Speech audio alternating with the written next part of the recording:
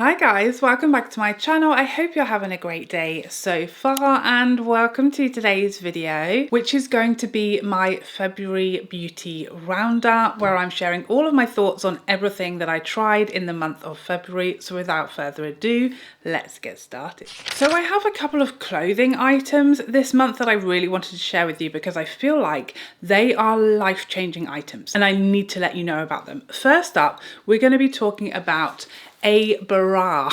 Very exciting item, I know, but it's really important, isn't it, to find nice bras. I feel like when we find a nice, comfortable bra, we need to let the girls know because it's not easy, okay? I hate bras. I'm not really a frequent wearer of them. I don't like walk around flapping in the wind, just to be clear, although I do support that as a choice. I have very large boobies, okay? They're out there, they are thriving, especially since having children. They're whoppers, okay? But I just can't, I think it was COVID that did it. During COVID, like bras ceased to be a thing for me. Like why would they have been, you know? And I just couldn't go back. So after COVID started leaving the house again, the compromise that I made for decency's sake was like bralettes, sports bras, bramies, whatever kind of mashup you want to call them. That's kind of what I've been rocking with ever since COVID, and I've never been happier. I've never been more comfortable. I've forced my mum to join me in the braless community. It's just a much happier life and I really am not missing out, I don't think. So I actually got rid of like 99% of all of my bras and just kept sort of occasion bras, you know, for like certain events where a bra is necessary with certain dresses. You know what I'm saying. I don't want the nips to poke anyone in the eye, that sort of event, you know. And then it came to my birthday in January and I didn't actually end up going with the dress, but I tried on a dress thinking I was going to wear that was very clingy and it just needed a certain type of bra. I really wanted like a bra that just was invisible under a very clingy tight dress, like a stretchy, very thin material type of dress. I wanted a bra that you wouldn't really see but would have a nice shape to it and would be comfortable and not make me want to whip it off the second I get home. And so I did a lot of reviews and researching and I read about the Skims Ultimate Bra. This is the nicest actual real bra that I have ever found. It's pricey. I was slightly hesitant to fork out that much on a bra. Bras are just so boring to be spending a lot of money on. And I understand that, you know, they're an investment because, you know, it's a part of your body we should be kind to, but no one sees it. My husband couldn't care less about bras. He's not interested in them, doesn't care about them, not excited by them. No one else on this earth is ever going to see my bra. So spending more than like £30 on one hurts me slightly just because I hate them. Don't want to spend my money on them, you know? But I decided that, you know, if you want a good bra, you don't want one that's poking you in the boobs with its wire. You don't want one that's really hurting or leaving marks. You want it to have a nice shape, no bulging. I guess we're gonna have to spend a little bit more. So I went for it and it is the best bra I've ever tried. It is kind of lightly padded, I would say. It has such a nice shape. It's a teardrop is what they call it. It's very, very comfortable. Again, it has a light wire, but it doesn't bother me at all. Very, very comfortable to wear. What I also love is this part that is the bit that goes, you know, here around the breast. Let's use the correct terms. You know, we are grown-ups after all, apparently. It is the first bra of this type with the padding and, you know, some structure to it that does not like fold out.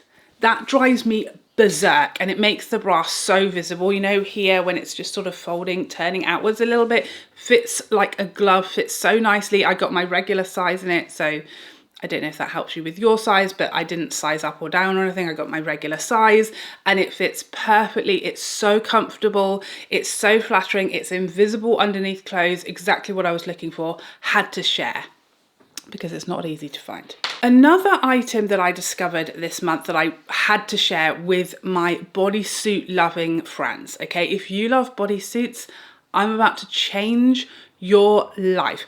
I love Free People bodysuits, okay? I've got many of them. They have all different varieties. Some of them have like a built-in shelf bra. Some of them are super thick and stretchy, so you don't really need a bra. This is a different kind of bodysuit. The reason I'm going to tell you this would change your life if you love bodysuits and you're anything like me. It's this sort of mini little turtleneck stretchy bodysuit. So this is a sort of thinner, like thermal type of material. It's not going to be like a bra-free situation unless you just like to go, you know, loose as a goose, in which case I support it. Like I said, that's fine. For me, this is like wear a bralette underneath. It's not giving me any support to the chest. It's not tight. It's very stretchy. It's so soft. I absolutely love how soft it is. The life-changing part is it's not a thong. I cannot tell you how difficult it is to find bodysuits that are not thongs, and I live in bodysuits. I absolutely love them for layering, especially in winter, but in autumn as well. You know, you can just go with a bodysuit. In winter, bodysuit jumper over the top is how I'm rolling.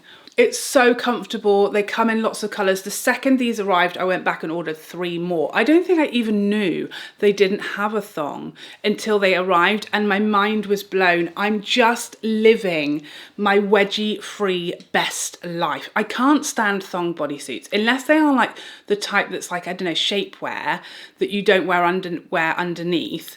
It doesn't make any sense to me because you have to wear underwear under these bodysuits. They're clothing, right? So you have to wear some form of knickers. And if you wear actual knickers underneath a thong, that's not a good situation. You're basically having your knickers like forced within your cheeks, and I don't like that. If you go with a thong underneath a thong bodysuit, that's a double thong, a double wedgie, if you will. It's just not enjoyable. I don't know what the solution is, but I'm not wearing underwear with a bodysuit. So an actual comfortable, beautiful, soft, stretchy bodysuit that has like a normal bottom, a whole filled in bottom on it, changed my life. I don't know if I'm the only one, but I felt like this was big news and I needed to let you know. So now you know. Moving on, I did not purchase, you'll be very proud of me, I did not purchase a full-size fragrance this month. I intended to. I purchased a sample that I have been lusting after for years, probably. This is Liquid Imaginaires Liquid Gold. I have been hearing about this fragrance for so long, lusting after it. It was a limited edition. It was one of these where they were like, we're going to make, I don't know how many, 200, 1,000, I don't know, units, and then it will be gone forever. And they like numbered all of the bottles and it was gone forever. I don't think Liquid Imaginaires was even on my radar when this came out. So it had been and gone before I even heard about this fragrance. And then I saw Demi Rawlings raving about it. By the time I sort of was curious to check it out, it had long gone, sold out. You couldn't find it anywhere. And it's just always been the one that got away. They've now brought it back into their permanent line, and so I was all over getting a sample immediately. It did sound quite different to my typical type of fragrance, but that's what I'm looking for these days. I don't want more of the same. I want something different. If I'm going to buy a fragrance to add to my collection, it needs to be different and give me something my existing collection does not. And I thought this was going to be it, but alas, it is not. So this is described as an amber floral unisex fragrance. It does have saffron in the opening, so already ticking my boxes. Solar notes and carrot seeds in the middle, as well as some white florals throughout the whole fragrance. Woody notes, vanilla and ambroxan in the base. Lots of like notes that I look for. And smelling the sample now, it smells lovely. And it does. It's a nice fragrance. It really is. And it is one that I keep going back to. And I wish I'd had a better experience. But the performance is just really lacking for me. I had a final go of this the other day before I was going to commit to my decision to buy a full bottle or not. And I literally used half of this overspraying to see what performance I could get. And I just can't smell it. After like 10 minutes, I haven't got a single compliment about it, not even from my husband. I don't tell him when I get a new fragrance or a fragrance sample because I want to see his reaction. He hasn't said a word, so he obviously can't smell it. And it's really sad. I smell the decant and I can smell this lovely, beautiful, really warm, cozy, sunny fragrance, but I just don't really get it on me. It's very much a skin scent. I can barely smell it almost immediately, and it also doesn't wow me anyway. The fragrance does smell quite similar to several others that I have. It doesn't wow me. It doesn't feel like something super special enough to take up a place on my shelf. So yeah, a sad one, but a lot of money saved, so that's great. A couple of skincare items that I tried new to me this month. First up, this Tatcha Matcha cleanse. I just love the rhyming of it all. This is my favorite ever cleanser that I've tried from Tatcha, and it may even be my favorite cleanser of all time. It's very different texture wise to any of the others that I've tried from the Tatcha line, which I think I've tried them all at this point. It's a gel, a clear gel. Now, the first time I used this, there was a slight incident, okay, because I have a Foreo device. It's like a vibrating, you know, facial cleanser, and I squeezed this onto the Foreo device without sort of thinking about it, turned it on, and it just wobbled right off. It just wobbled its way off the device and down the drain, and oh, mistakes were made. So that was the only negative that I could tell you about. This has no fragrance in it, and it is so nice and light. It gets a nice gentle foam. Now that I've worked out how to use it with my Foreo, all I do is I basically wet the device, put a bit of this on, and then I wet the gel cleanser again, and it sort of works its way into the device before I go massaging it into my skin, so it no longer wobbles down the drain. I can literally use this on my forehead, all on my eyes, massage the mascara off my face without a single hint of stinging, of any kind of problems, irritation with my eyes. It's so gentle, it's so light, it does a great job as a second cleanser. I really, really love it. I love that it's so gentle on my eyes and my skin, but effective at the same time. I've been absolutely loving it. It's my favorite ever from Tatcha. No question. I've gone back to Retinol this month. I took a bit of a break from Retinol for a few reasons. One, I was using a serum that was a little irritating on my skin, so I decided to sort of go back, stop all of my actives and start again. So I had a bit of a break, and then I was getting my brows laminated, and with that I get a wax, and you can't use retinols around your brows when you're getting a wax. Anyway, it's a long story. I took a bit of a retinol break for a few different reasons, and I've just gone back to start using it again and I've just gone back to using it regularly again. And of course I picked up the Skin Rocks Retinol 2. I have used this before, but only briefly, because then I started taking a break from it. I've gone back now to using this properly and frequently. I'm now up to using it like every other day. I started off once a week, a couple times a week, and I'm now back to like every other day. There is a lighter one, so if you haven't used retinols before, there is a retinol 1 that is less powerful, less potent. This is retinol 2. I'm praying Caroline's going to give us retinol 3 soon, because I feel I'm ready for number 3. Okay, I want to go. More is more when it comes to retinol. For a start, this packaging is like my favorite skincare packaging I've ever seen. It has this, do you see that circle on there? That is designed to show you how much to use. It's genius. So you basically pump the product into the circle, and that's how much that you want for one use. It's genius. I mean, with this product, I would say you don't really need it, because I found that one pump is basically the circle's worth. But I just love that extra little guideline on how much you should be using. I love this retinol. Literally, I think within 1 or 2 uses, I was seeing such a difference to my skin. That sort of super dewy, glowy, completely smooth, fresh complexion that only retinol can give me. I got it very, very quickly with this. I've had no irritation whatsoever, even though I had a big break from retinol, and I went back in with the second higher strength. Really, really great retinol. I just love using Skin Rocks products, because I am not someone who's super interested in skincare and the ingredients. I want to it to be as simple as possible, and I find their products they do the thinking for me. I don't need to think. I know Caroline's done the thinking for me. I know it's going to do what she said it's going to do, and I just love that for me, because I am not someone who's super excited reading ingredients lists and trying to work it out. So now on to the makeups. Let's start off with these Dior Forever Natural Bronze Glow bronzers. This is one of the biggest disappointments that I've had so far this year. I bought 3 of these for review purposes, and I am glad that I did, because I imagine it probably saved a lot of you guys a lot of money. But these were really disappointing for me. They had so much promise, so much potential, but if you saw me using these in my review, so these are the 2 coral shades, they're just way too similar, and they are ultimately just a really warm bronzer. These are the 2 coral shades, and I mean, they're almost exactly the same. There's not enough difference between them whatsoever. I found that so disappointing. They're also super warm. You know, a lot of people thought, as I did, that the pinker toned options would be cooler, or at least more neutral. They are, again, these just look like the same bronzer swatched 3 times. They're so close. That was really disappointing to me. I wanted to see more neutral undertones, and I kind of wanted something just a bit more exciting about like the finish and the, you know, the premise of like blush and highlight and a glowy bronzer.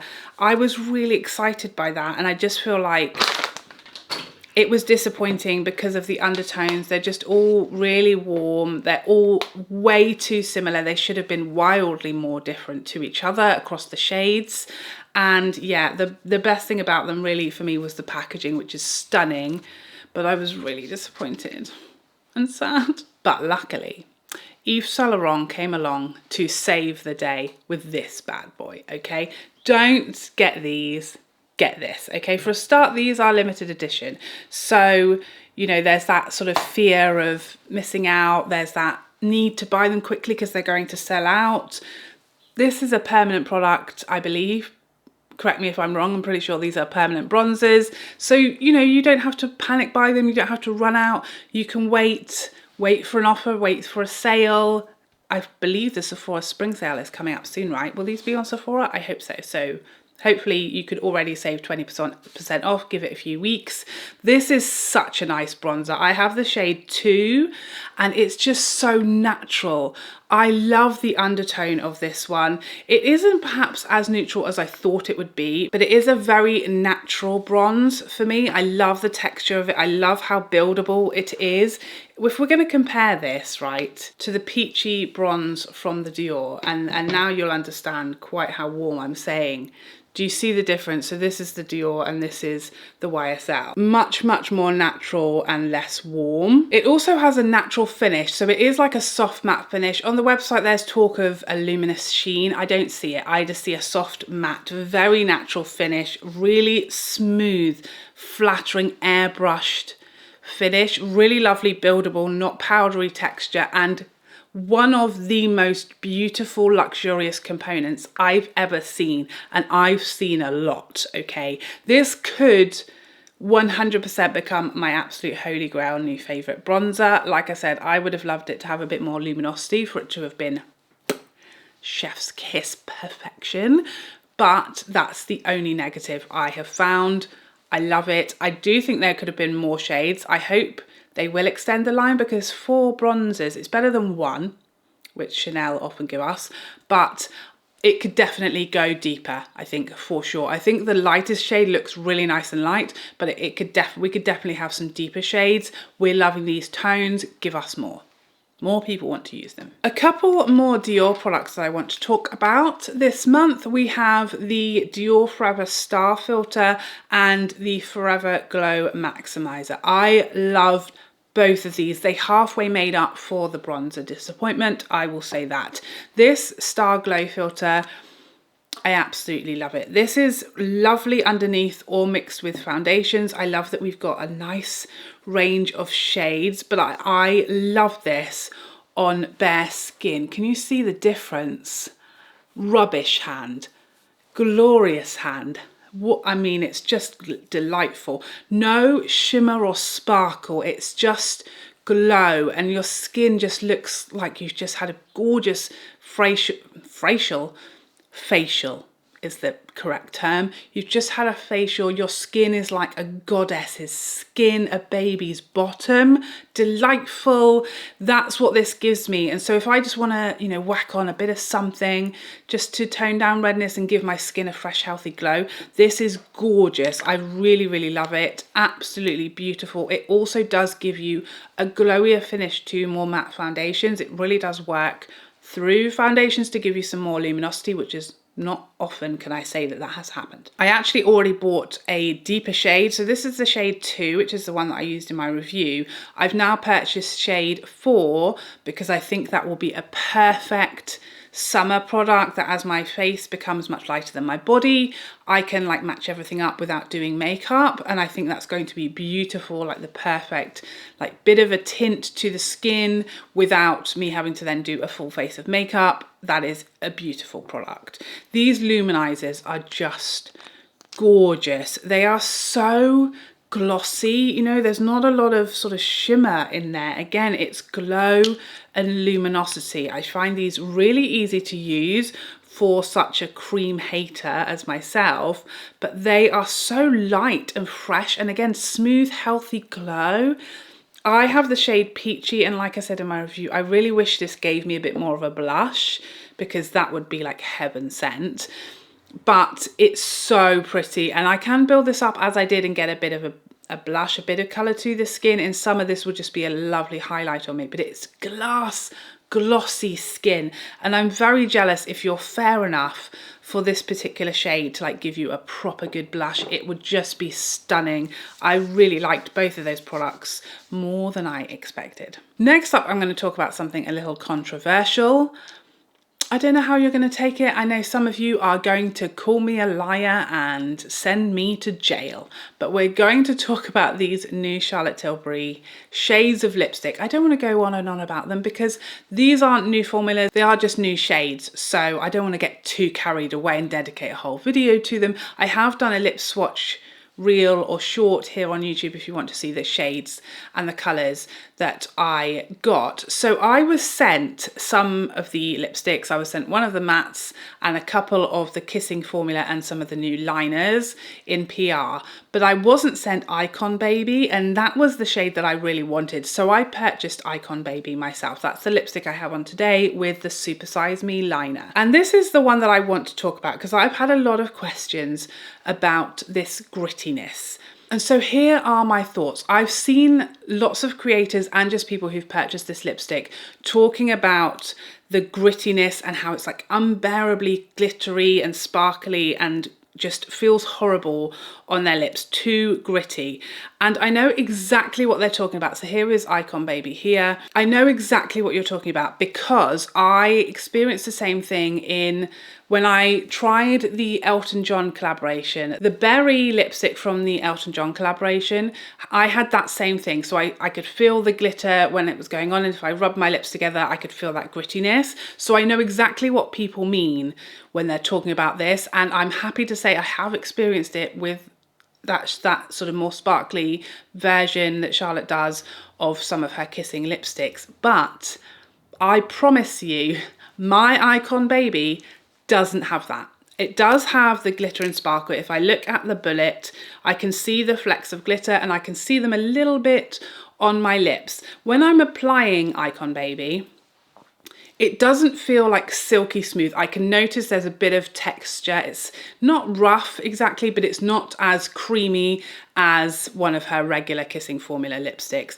But if I rub my lips together now, I cannot feel any grittiness whatsoever. And you can call me a liar if you like, you can say I'm wrong if you like, but I do know that feeling. I have experienced it with a Charlotte Tilbury lipstick before. I do know exactly what everyone means when they're saying that, but mine is not doing that. And I've seen other creators, my friend Jacqueline as well, has said that hers isn't gritty. I also saw, who was it?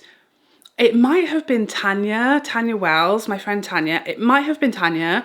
I can't remember. One of my creator friends on Instagram went and tried Icon Baby in Sephora, tried it on her lips and it was lovely, no grittiness. And then she bought it and went home and it was gritty. She had the grittiness. So even the same person is experiencing having the grittiness and not from the same lipstick. Okay, so here's my thoughts. Here's what I think is going on. I think there's inconsistency with the formula or with this specific shade, and it could be that, you know, if you imagine the lipstick being mixed with the glitter, maybe some are ending up with more glitter than others, or some the glitter is, you know, staying more to the top of the formula and that's why you're feeling it more.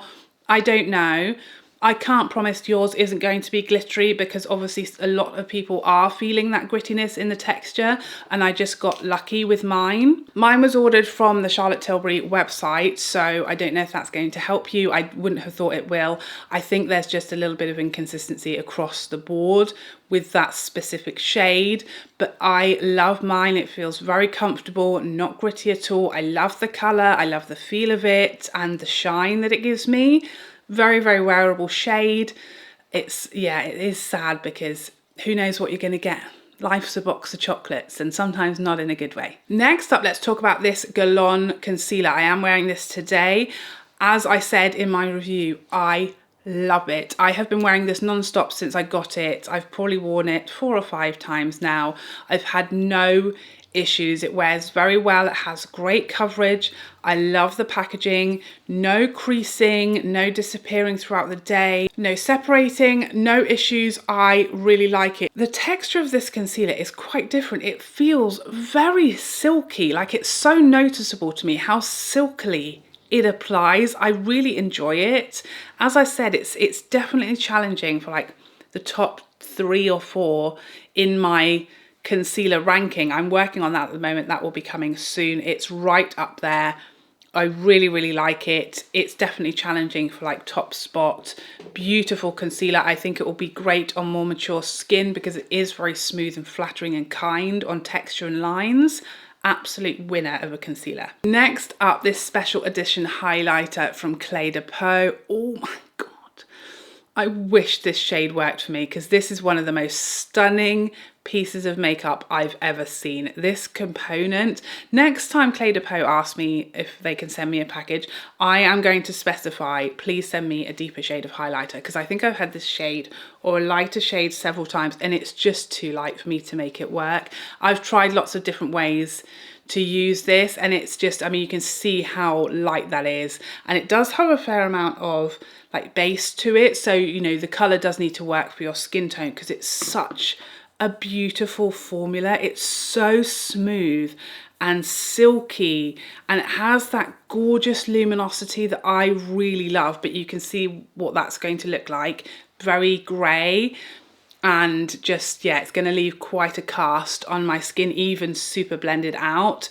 So that's really, really sad, but the component and the formula are beautiful. I just need a deeper shade. Next up, Rephr brought out their first ever synthetic hair brushes, and they are, if they're still available, they're currently in the concept store at like 50% off the set, which also includes the eye brush that I still haven't used yet because this is how often I use cream eyeshadows, okay, not very often. But these, the foundation and the concealer brush, I have been using non-stop. I absolutely love both of them. Some of the best synthetic hair brushes I've ever tried. This foundation brush I find so versatile.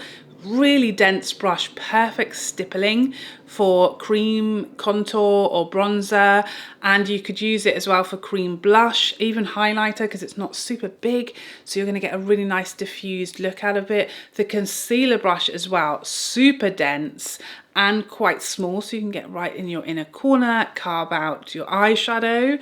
Really nice brushes. Love that Rephr have got some synthetic options coming for us because they're going to be a much more affordable price point, which we love. Next, let's talk about these new Lisa Eldridge products. Oh, this is the mascara I have on today. One of my favorite mascaras ever. I don't think it's a new holy grail. I think it's like probably 3rd place behind my Charlotte Tilbury and my Benefit Roller Lash.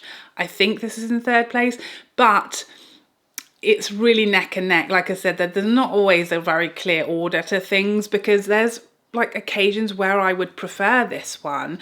It's so good at dealing with tears, okay? I have cried a couple of times wearing this mascara, various films and situations, and also been like blasted with rain in the eyeballs while wearing it. It has never ever so much as smudged, a dot, it wears incredibly well even under really intense scrutiny, okay? It wears very, very well.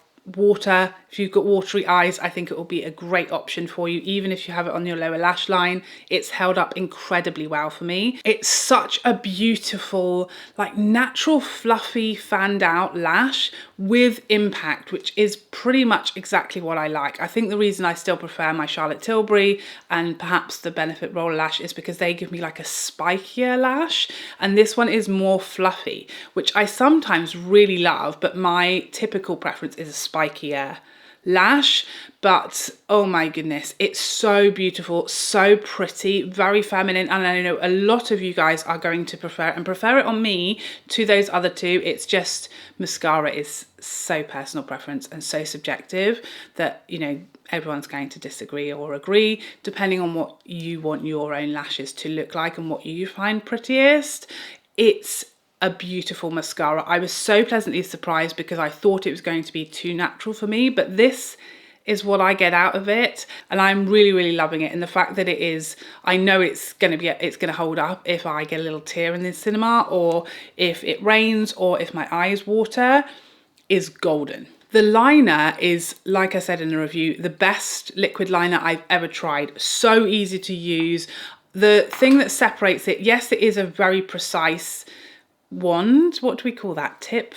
It's a very precise tip, which obviously helps when you're trying to do a fine line, but it's just got the perfect amount of flexibility to it. It's not too wobbly and it's not too hard, so it's the perfect amount. It also lays down product with the absolute lightest touch. When I get into trouble with liquid liner is if I'm having to like press, because then you're going to get too thick of a line or you're going to get a smudge. The fact that I can barely touch my skin and get a perfect line that's, you know, not patchy, it's not sort of skipped, it glides across full pigmentation, barely touching my skin.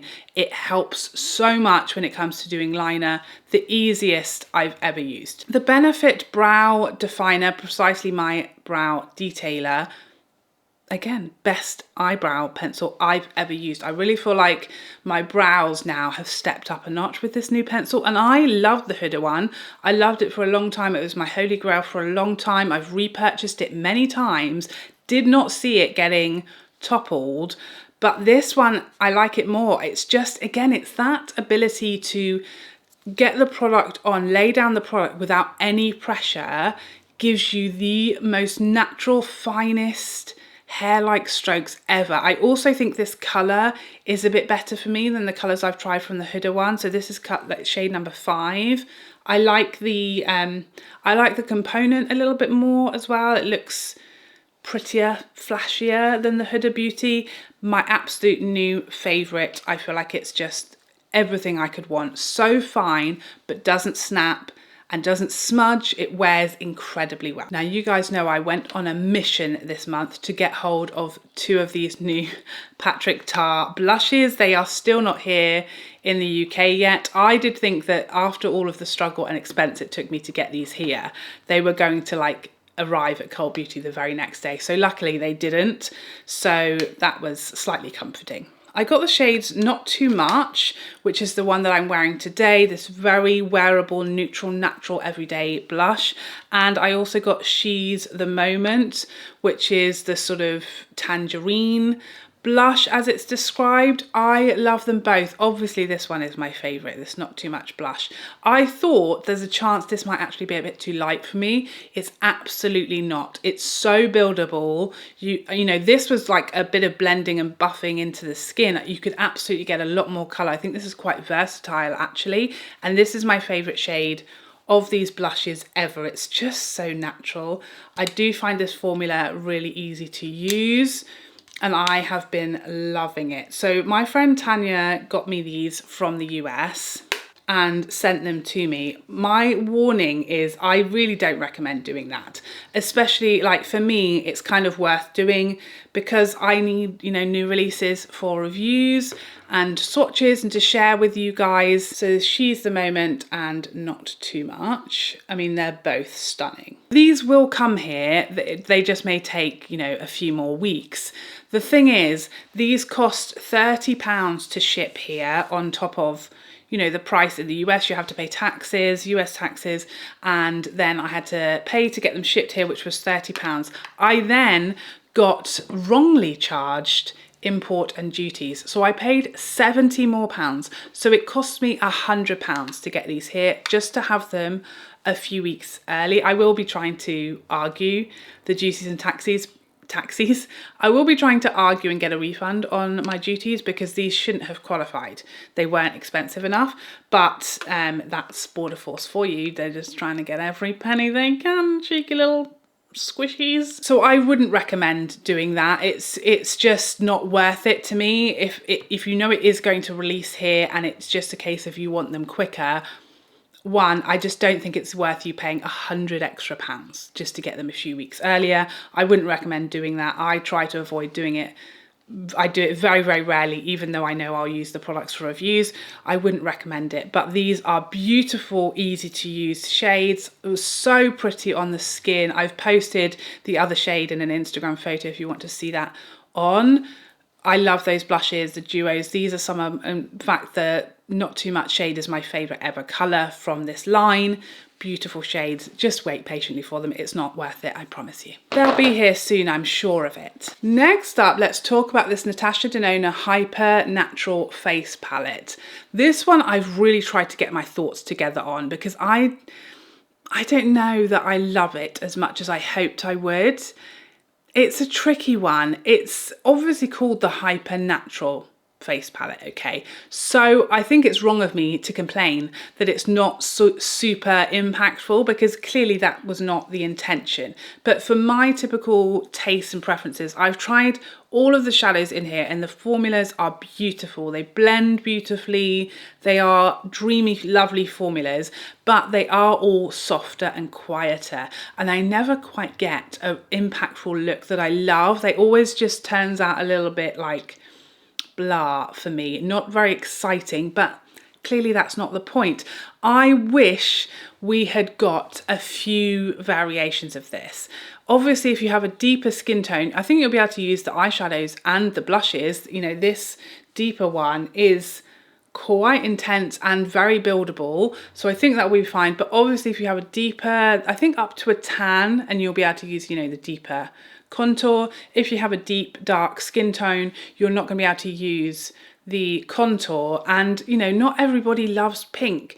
No, for blush, not everybody will like the color story when it comes to the eyeshadows. So I just wish we had done like 2 or 3 of these, a lighter and a deeper, certainly, but also maybe a different color variation so that it would appeal and be able to be used by more people. Hopefully more are coming, because I think if this was a slightly different color story, I would have loved it a lot more. But it's just everything is a little bit underwhelming to me. And as much as all of the formulas work beautifully, I had no problems using it. I love the product in theory.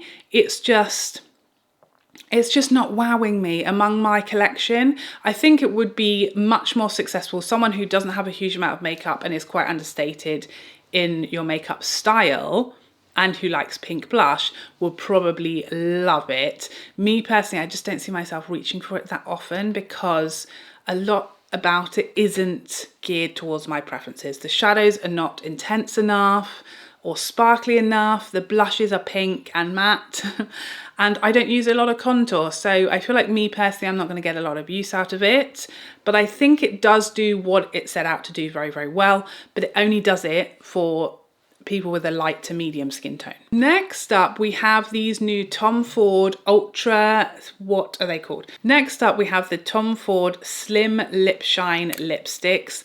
I like these, I don't love them. They're very skinny. I do like that. I love the component. I think the packaging is beautiful. This shade in particular, which is Open Back 150, is gorgeous. I'm always after like slightly deeper caramelly nudes, and this is perfect. It's just, it's not wowing me again. We've got a lot of lipsticks, you know, for me to really say, oh, you need these are amazing. It's gotta wow me. It's gotta knock my little poppy socks off. And this is like, just, it's not. My socks are fully still on. It's nice. It's got a nice amount of pigment. It feels nice on the lips. It's got a nice-ish amount of shine, but is it touching my Dior Addicts, my Lisa Eldridge Luxuriously Lucents, my Charlotte Tilbury Superstar Lips? It's not. It's like it's probably in my list of like satin lipsticks. It's gonna be like 10th or even lower. So for the price point, I don't think these are necessarily wowing me or worth grabbing. You know, there's so many other formulas that I prefer that give me a bit more shine and impact and just feel creamier maybe on the lips and just excite me and tickle my pickle a little bit more. They're nice, but not wow factor. And in 2024, you better wow me or get out. That seems a bit harsh, but true. Next up, a new lipstick formula from MAC. These are the MAC Macximal matte lipstick, and I don't appreciate that name for a start. The amount of times I have to check my spelling when I'm putting that in the description box, it's very confusing of a word. These are MAC's sort of, they call them a silky matte formula, and they have a very sort of velvety texture, not completely matte. They are a sort of a silky matte, a natural matte as per the name. And this is my favorite shade, Twig Twist. I accidentally called this Whirl in my swatch video initially because I just got so confused and I didn't know what was happening, so I can only apologize. This is Twig Twist, gorgeous sort of mauvey shade, really, really pretty, really flattering. I like these. I think they're a really nice soft matte. They're really creamy to apply and they go on beautifully. I don't find them super drying on my lips. I find these less drying than MAC's original matte lipsticks, which weren't super drying either. These feel very light and silky, really lovely array of shades like MAC always has. And I think this is a really nice direction for MAC. I'm seeing a lot of releases from them that are like making me excited for like the return to their glory days of MAC when we were like selling out their Christmas collections at 5 minutes past midnight. I feel like we're coming. We can always rely on MAC for lipstick formulas. The shades are always, you know, there's always such an array of shades for everybody and every skin tone. These are so light and airy and sort of almost like a fluffier matte texture, very comfortable, lots of pigmentation, really nice and easy to wear. I really enjoyed them, really like them. They feel nice and light and comfortable on the lips. A really solid, nice matte bullet lipstick. They aren't super long wearing. You can see there, I just sort of smudged that then before I was wiping this off. They aren't transfer proof. They aren't super long wearing as far as matte lipsticks go. They've gone more for the comfortable side, so they're not going to wear like an entire day. They're not going to be bulletproof. They can transfer, they will transfer, so yeah, bear that in mind. They're not like a bulletproof formula. They are a lighter, more comfortable formula. And finally, for the month of February, what a marathon this has been, we get to the Tom Ford Shade and Illuminate Soft Radiance Primer. I have been testing this bad boy out and falling in love with it. The packaging for a start is glorious, love it. Tom Ford packaging, you can just do no wrong, can you? I really love this primer. I've tried it with pretty much all of my foundations I have in my regular rotation drawer, never had an issue. I've also tried it over the top of many different like moisturizers in the morning, never had a single ounce of pilling, nothing. Even today I used it over the top of a very heavy SPF moisturizer, the First Aid Beauty, it's SPF 50. I used that today. If anything is going to test a primer or foundation, it's a heavy SPF, because that is the most likely thing to pill, because it kind of likes to sit on top of the skin. Nothing, not a single bit of pilling, even though I'm like rubbing it into my skin willy-nilly without a care in the world. No issues whatsoever. It feels lovely and hydrating and light going onto the skin, which I really appreciate. It feels like an extra step of skincare. Gives a lovely, soft, but like dry luminosity. There's no dewiness, like radiance. There's no sort of wetness to the skin. It's not giving you like the star filter from Dior. It's nowhere near as luminous as that Lumos, said Hermione. It's a very soft radiance, exactly as described. So this will give you a little bit of glow. It's not going to like show through a full coverage foundation and make a foundation more luminous. But I have noticed with a lighter coverage foundation, my foundation just looking a bit more radiant than it typically does, but not in a dewy glowy way like something like the Dior or the Charlotte Tilbury. It's very subtle and soft. However, for a radiant, more illuminating primer, it's very, very flattering, very smooth, very light, very comfortable. Foundations go on top flawlessly, very beautifully. The one thing I know a lot of people are saying, do you prefer this one or the Tom Ford Soft Matte that has been my holy grail for a very, very long time? It's very close. I feel like they both give me the flawless, smooth, poreless look. This maybe gives me a hint of radiance, and it does have SPF 25 in it, which would mean I probably wouldn't want to wear it in the evenings, but is a bit of a bonus in the daytime. You see, there's a wild price difference. This is a lot more expensive. I think it's £30 more expensive. That's a you question as to whether that's worth it to you or not. The one negative that this has when compared to the Soft Matte Tom Ford primer is this sort of area. So I use the Tom Ford Soft Matte all over my nose, all around this area where like your oil starts showing through like first, or it does for me throughout the day. Your natural oils break through, you know, around your nose. This one doesn't keep that as at bay as well as the Soft Matte does, because it isn't, you know, mattifying, oil controlling primer, but it does feel lighter on the skin. So there are kind of like, I need to use it more to make a final decision. It's certainly a challenger, equally as reliable, depending, you know, regardless of what other products you're using it with. Beautiful primer, very natural. Also has the extra bonus that you could wear it alone and it's going to just give you a beautiful, you know, sort of softer radiance to the skin. Tiny little bit maybe of color correcting there as well, because it has that sort of pinkier color. Definitely looks a little less red when I've used this on my skin alone. So it's got maybe a little bit of an extra bonus there to it. So very different primers, although from the same brand, they kind of have, you know, lots of differences. So for me, I think overall for every day, I would probably lean towards the Soft Matte, just because it doesn't have the SPF in it, which could be an extra complication. But this is absolutely stunning. Beautiful primer at a very high price point. Oh, I feel like I've almost lost my voice and my marbles during this video. I can only apologise for how insanely long it has been, but what a month February has been. We've had so many releases. They don't show any signs of slowing down. March is typically an insanely busy makeup month, so I can only imagine what that's going to look like. Brace yourselves, hold on to your credit cards. But thank you so much for joining me today. I hope you enjoyed this video and found it helpful, and I would love to see you in the next one. Otherwise, take care for now. Bye bye bye bye bye.